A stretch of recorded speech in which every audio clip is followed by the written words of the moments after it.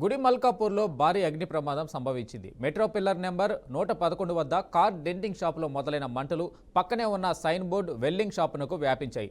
పెద్ద ఎత్తున మంటలు చెలరేగడంతో చుట్టుపక్కల ఇళ్లవారు భయాందోళనకు గురయ్యారు. దీంతో స్థానికులు అగ్నిమాపక సిబ్బందికి సమాచారం అందించారు.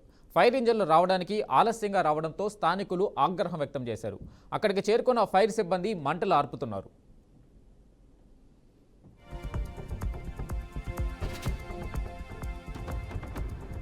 అందరితో చర్చించి